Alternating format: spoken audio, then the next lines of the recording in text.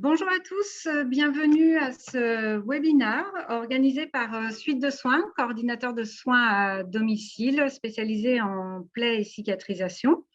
Je suis Géraldine Suchet, pour ceux qui ne me connaissent pas encore. Je suis infirmière formatrice et animatrice au sein du réseau Suite de Soins. Je suis titulaire d'un DU plaies et cicatrisation et avant d'avoir ce poste, j'ai exercé pendant 14 années en tant qu'infirmière libérale. Donc, je connais le terrain et ce que vous vivez du coup, tous les jours sur le terrain. Je suis accompagnée de Rose Penin, qui est l'infirmière responsable nationale du pôle cicatrisation suite de soins et qui répondra à vos questions dans l'onglet discussion. Donc, n'hésitez pas à échanger avec elle par écrit si besoin, si vous rencontrez un problème technique ou autre, ou si vous avez des questions par rapport au sujet d'aujourd'hui. S'il nous reste un petit peu de temps sur la fin, nous prendrons bien sûr le temps de répondre à vos questions oralement.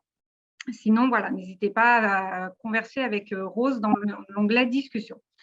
Nous allons donc aujourd'hui aborder les plaies aiguës et les déchirures cutanées qui sont notamment les déchirures cutanées qui sont des plaies que l'on retrouve de plus en plus à domicile du fait du vieillissement de la population notamment. Pour faire ce webinaire, je me suis appuyée sur les bonnes pratiques recommandées par l'ISTAP. L'ISTAP, c'est un comité consultatif international sur les déchirures cutanées qui a eu lieu en 2018. Je me suis aussi appuyée sur le référentiel de bonnes pratiques de la Société française de médecine d'urgence qui date de 2017.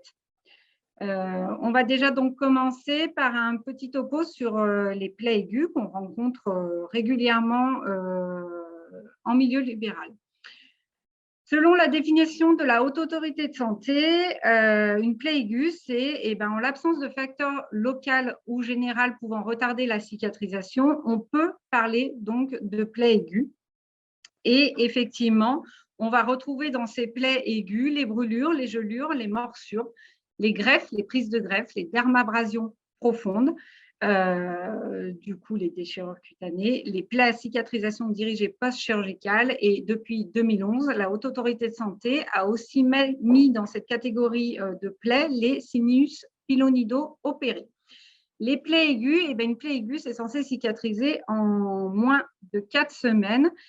Et dans les plaies aiguës, on aura deux types de plaies, des plaies post-opératoires ou des plaies traumatiques. Il faut savoir que les plaies traumatiques représentent environ 10% des motifs de consultation en urgence. On va s'intéresser tout d'abord aux plaies post-opératoires. Donc, les plaies post-opératoires, ce sont des plaies qui sont fermées dans la majorité des cas, soit par des fils résorbables ou non résorbables, un surjet, des agrafes, de la colle cutanée ou alors des sutures cutanées adhésives stériles. Ces plaies post-opératoires, elles peuvent être associées avec une aspiration par drain dans certains cas. Et depuis le 1er janvier 2021, donc depuis plus d'un an maintenant, un nouvel acte de soins à domicile a été mis en place avec l'avenant numéro 6 de la nomenclature générale des actes professionnels qui stipule que le changement de flacon de Rodon ou son retrait est pris en charge à hauteur d'un AMI 2,8 maintenant, avec 2 séances maximum pour le Rodon. Et il faut savoir aussi que le flacon de Rodon est quelque chose qui n'est pas remboursable. Donc, soit le patient sort avec de l'hôpital suite à son opération, soit c'est pris en charge par sa mutuelle ou ça lui restera à charge. Deuxième cotation mise en place aussi avec l'avenant numéro 6 et pour les plaies post-opératoires, c'est une séance de surveillance clinique et d'accompagnement post-opératoire. Côté L, un AMI 3,9. Et cet AMI, vous pouvez vous le compter 3 séances entre J0 et J6 post-opératoire ou la veille de la consultation post-opératoire. Si ces deux cotations, Rodon et surveillance post-opératoire, sont cumulables à taux plein pour ces deux cotations, Si, par exemple, vous avez un pansement plus une surveillance post-opératoire, il faudra utiliser la demi-cotation. Donc, ça vous fera un AMI 3,9 plus un AMI 2 ou 4 divisé par 2. Pareil, si vous êtes face à une perfusion plus une surveillance post-opératoire, il faudra aussi activer la demi-cotation. Donc, un AMI 9 pour la perfusion et un AMI 3,9 en demi-cotation pour la surveillance post-opératoire. Au niveau des soins des cicatrices post-opératoires, donc on a vu avec Agrafe, fil sur géocolle, donc là il y a plusieurs types de chirurgiens. Certains chirurgiens vont laisser à l'air les cicatrices, vont demander à les doucher, d'autres vont demander encore des temps bétadinés 4 temps, les soins de cicatrices en 4 temps bétadinés. D'autres, bon, la plupart du temps maintenant, c'est quand même un nettoyage sérum physiologique, séchage et un pansement secondaire selon le type de cicatrice. On aura une réfection de pansement 2 à 3 fois par semaine. Ce sont des pansements propres et ce n'est pas des pansements nécessaires de faire tous les jours. Suite à l'ablation des agrafes ou des fils, vous allez vous retrouver avec une cicatrice qu'il va falloir masser et protéger du soleil de manière à ce qu'elle ne se complique pas, ces cicatrices, et que vous retrouviez un état de peau comme la peau péricicatricielle. Au niveau de la réfection des pansements, donc vous êtes face à une ordonnance de réfection de pansement. Ayez bien en tête que la motion jusqu'à cicatrisation n'est pas conforme aux dispositions générales de la nomenclature générale des actes professionnels, qui stipule que les actes effectués par un auxiliaire médical, donc les infirmiers libéraux, doivent faire l'objet d'une prescription médicale écrite, qualitative et quantitative pour pouvoir être remboursés. Donc, une borne temporelle est tolérée, réfection du pansement jusqu'à telle date, ça c'est toléré, mais ça doit être vraiment, vous devez avoir un temps de noter sur votre ordonnance. Généralement et logiquement, la réfection de pansement post-opératoire, votre ordonnance est valable 1 mois puisque c'est une cicatrice, une plaie censée cicatriser en moins de 4 semaines.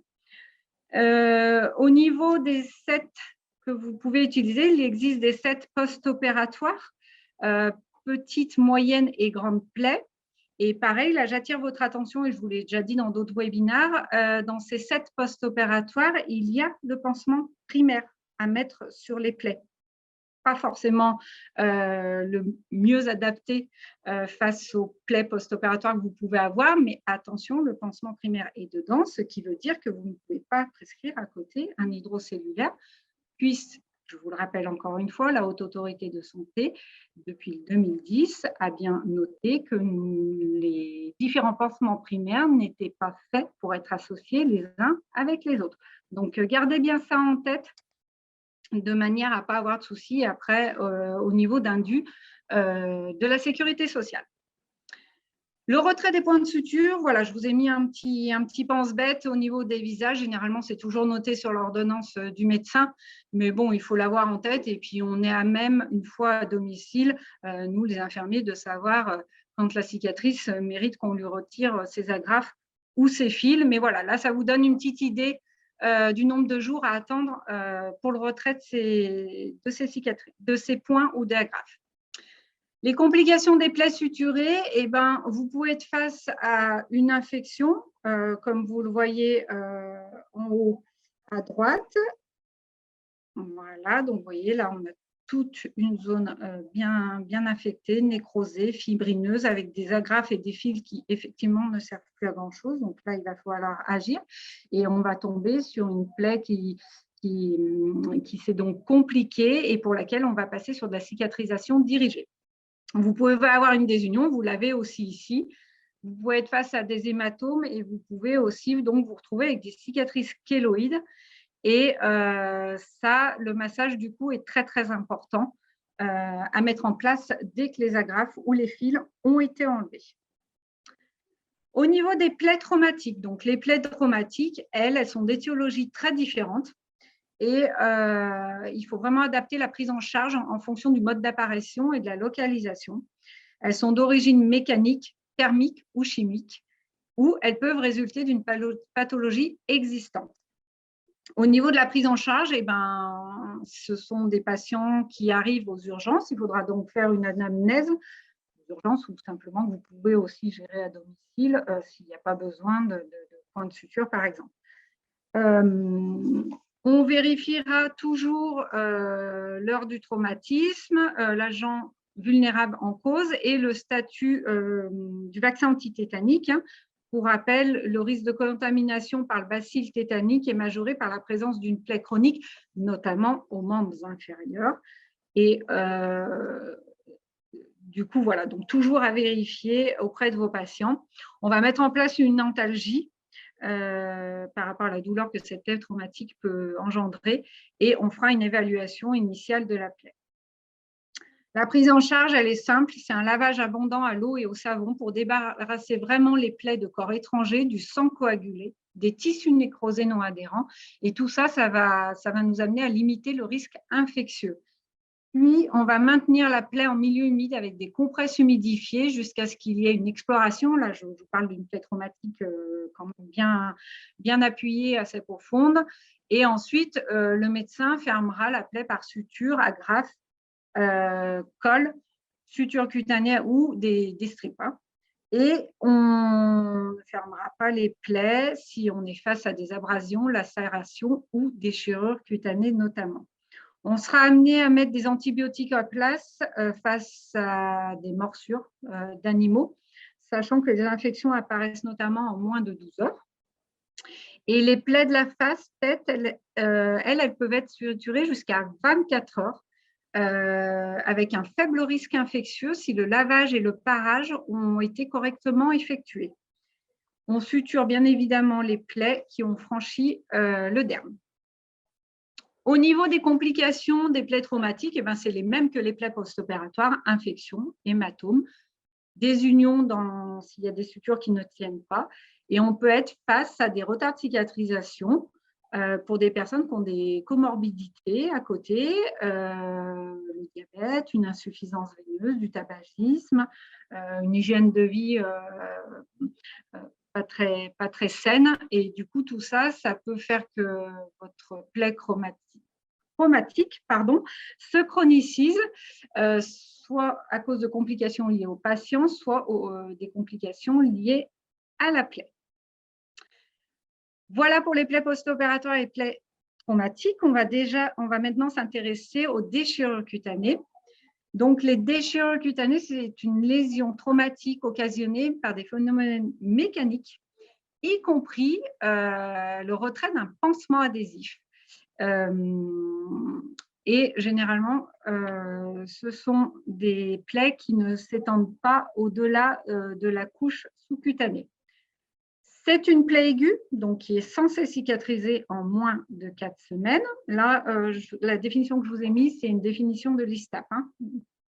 Et ces plaies aiguës, elles peuvent être causées par cisaillement, friction ou traumatisme.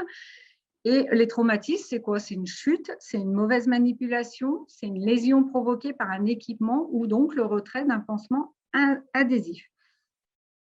Elles sont souvent sous-estimées et mal diagnostiquées. On se retrouve régulièrement à domicile, et moi j'en ai eu pendant mes 14 années de libéral, face à des patients âgés qui se cognent et qui provoquent une plaie pour laquelle il ne faut pas vraiment intervention ou ils nous préviennent à cet âge. Et du coup, le retard de la prise en charge va entraîner le retard de la cicatrisation. Elles sont rarement signalées, donc souvent mal diagnostiquées et du coup, leur prise en charge va être compliquée par tout ça. Au niveau épidémiologie, l'incidence, comme je vous le disais, des déchirures cutanées est en augmentation du fait du vieillissement de la population. On les retrouve fréquentes chez les personnes dont la peau est âgée fragile, forcément. Et la prévalence, elle est estimée entre 10 et 54% en EHPAD. Et cette prévalence, elle varie vraiment d'un pays à l'autre et d'un service de soins à l'autre. mais les déchirures cutanées seraient plus fréquentes que les escarres ou les plaies de pression. Et on est face à des patients âgés entre 84 et 85 ans.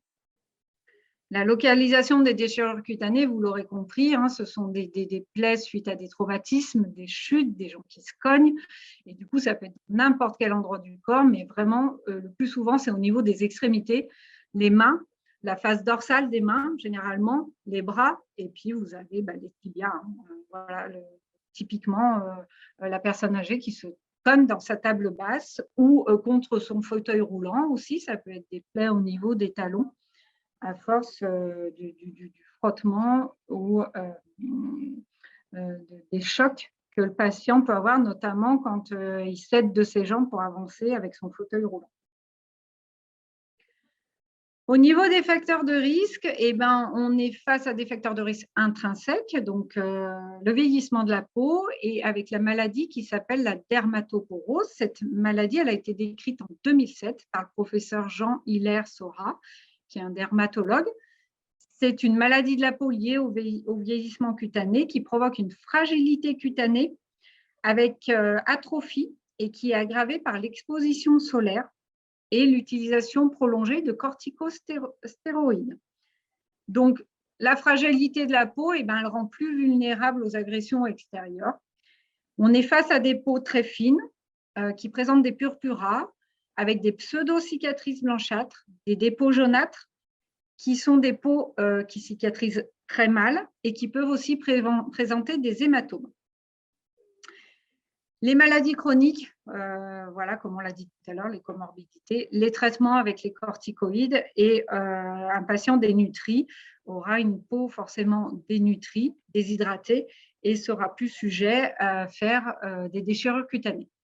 Au niveau des facteurs de risque extrinsèques, là, c'est les gestes quotidiens qui nécessitent de l'aide, donc la mobilité, quand les changements les manipulations, quand il faut passer un patient d'un fauteuil roulant à un lit ou l'inverse, quand il faut monter dans une baignoire parce que le patient n'est pas équipé en douche.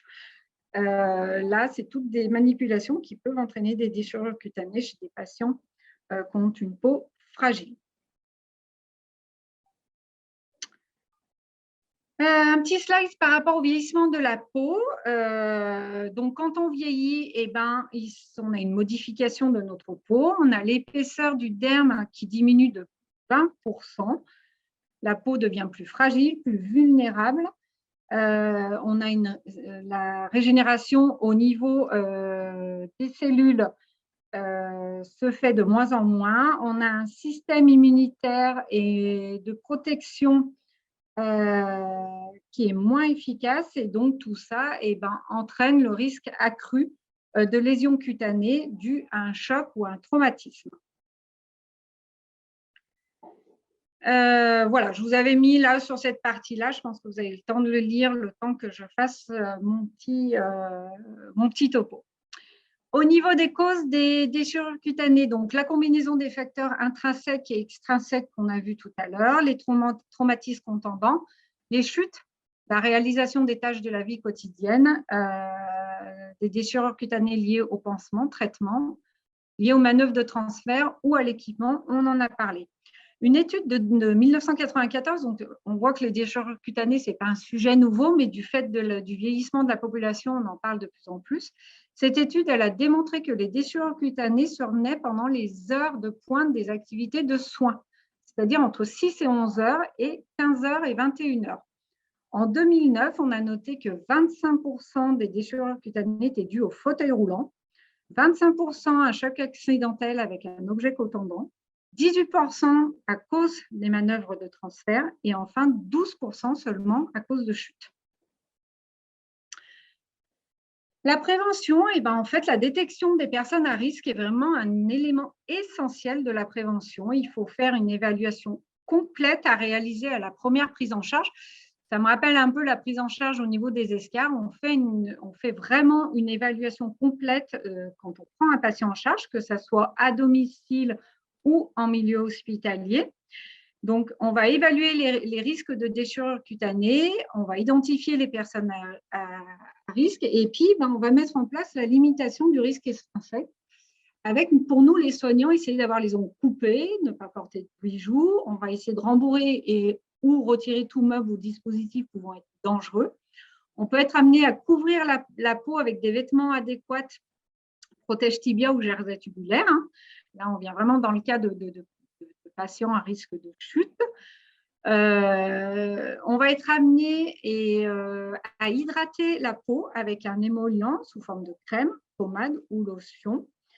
Et dans les crèmes, vous en avez plusieurs. Vous avez Lipicard de La Roche-Posay, vous avez Exomega d'Aderma ou Xemos d'Uriage. Et il a été vraiment noté que l'application 2 fois par jour d'un émollient réduisait vraiment l'incidence des déchirures cutanées de 50%.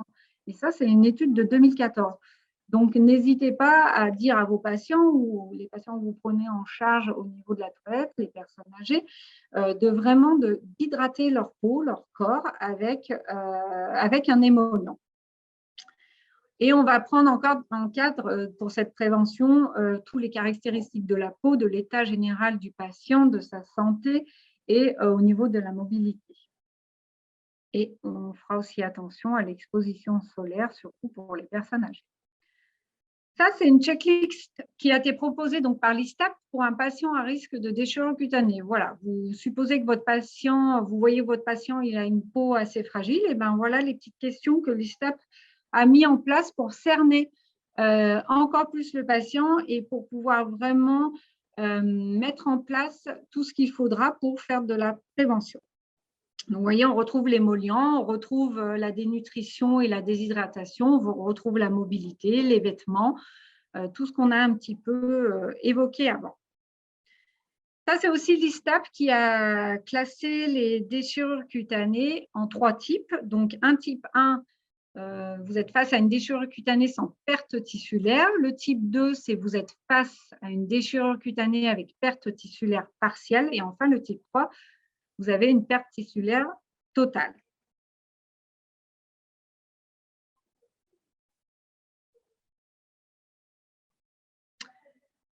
La prise en charge, les objectifs de la prise en charge, plus déjà la prise en charge est précoce, mieux la cicatrisation se fera et sera obtenue.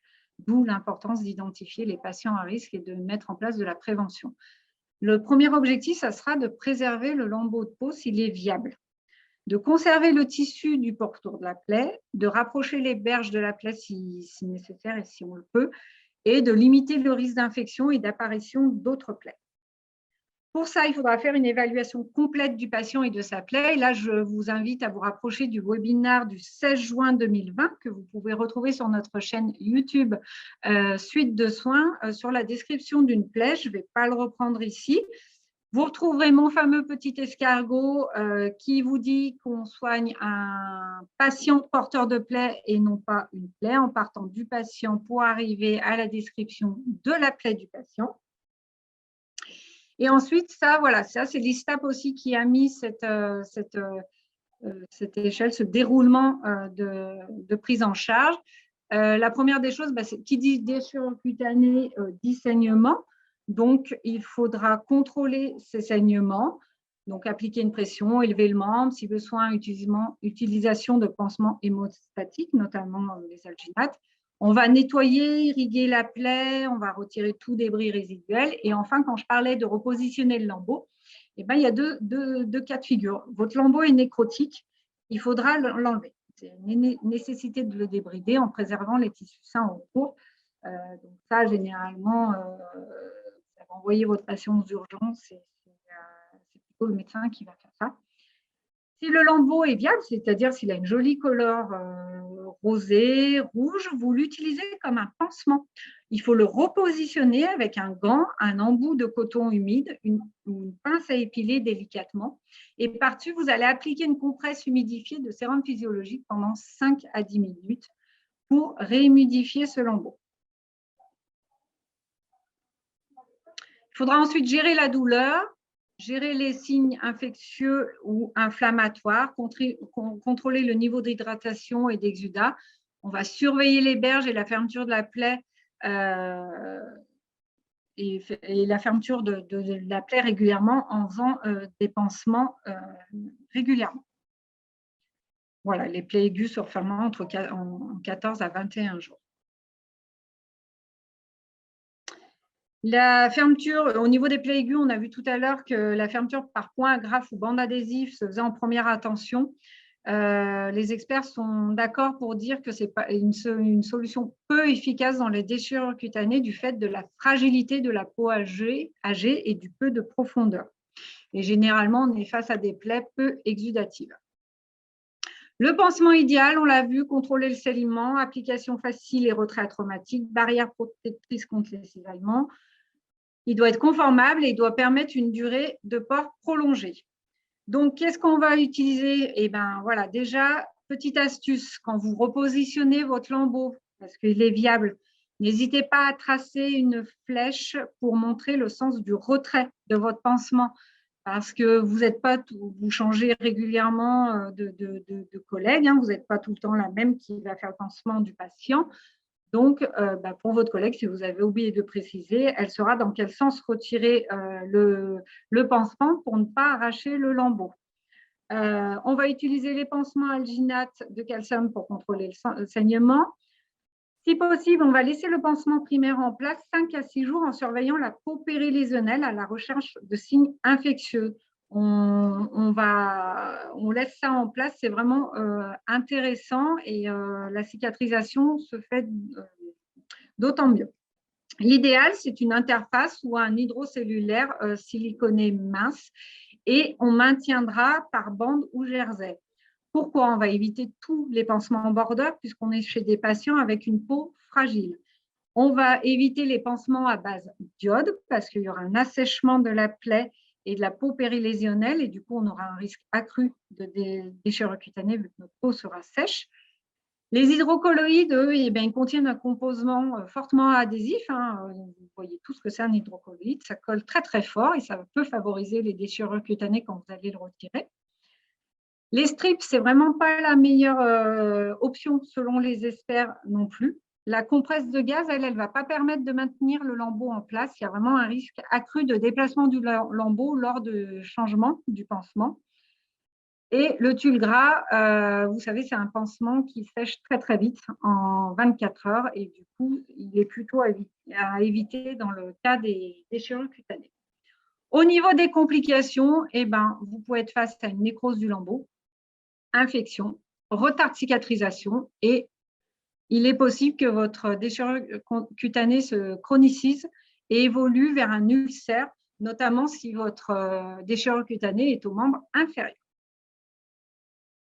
Il me reste 2 petites minutes pour vous. Voilà, je vous ai remis le tableau que vous voyez à chaque fin de vos webinaires avec quel stade de la plaie, le but et quoi faire. Et je voulais vous montrer quand même un petit exemple de déchirure cutanée que j'ai eu à suivre fin de l'année 2021 là. Donc, la patiente est allée aux urgences et le médecin a mis des agrafes. Donc, du coup, effectivement, vous voyez, là, le lambeau est ici et il a souhaité mettre des agrafes. Sauf que derrière, il n'y a pas eu d'intervention d'infirmier libéral et que c'est le mari de la patiente qui a voulu prendre en charge. Et voilà, là, on est le 3 décembre et là, on est le 15 décembre. Et effectivement, vous voyez qu'il manque des agrafes et c'est le mari qui a enlevé les agrafes avec on ne sait pas quoi, on n'a jamais su avec quoi. Et là, on a quand même réussi à mettre en place des infirmiers, du passage d'infirmier libéral. Et du coup, on a mis en place du sorbac gel avec de la compresse humide pour enrayer l'infection. Elle a été mise sous antibiotiques. Et avec un passage IDEL, voilà, on est arrivé tout doucement à prendre en charge ça. Là, on est passé sur de l'algostérile le 24 février et donc le 1er mars, donc vous voyez, on est le 10 mars, et ma dernière photo date du 1er mars, on est sur un hydrocellulaire. Voilà donc la prise en charge et d'où l'importance de l'intervention d'une infirmière libérale pour prendre en charge des déchirures cutanées. Voilà, je suis désolée, je ne sais pas s'il y a eu des questions, c'est 14h30 et j'aime bien respecter les horaires parce que je sais que vous avez beaucoup de choses à faire. S'il y a eu des questions, j'espère, enfin Rose a dû y répondre, hein, certainement. N'hésitez pas à nous contacter si vous avez la moindre question ou questionnement sur notre application AviPlay Pro. Je vous remercie beaucoup de votre attention. Je vous donne rendez-vous le 28 avril 2022 et on fera le dernier gros thème de la cicatrisation et des plaies chroniques. Ce sera les plaies tumorales. Au mois de mai, nous aurons la chance de retrouver le docteur Al-Saman qui a fait un webinaire sur l'obésité qui devrait revenir nous faire une intervention sur la stomathérapie. Donc, nous tiendrons au courant dès que tout ça sera officialisé. Et je vous retrouverai pour un dernier webinaire sur ce format-là au mois de juin. On fera un petit topo complet sur le suivi des plaies imagées, sécurisées et tout ça, et sur notre application AviPlay Pro. Voilà, je vous remercie, je vous souhaite une bonne après-midi et je vous dis au 28 avril. Au revoir.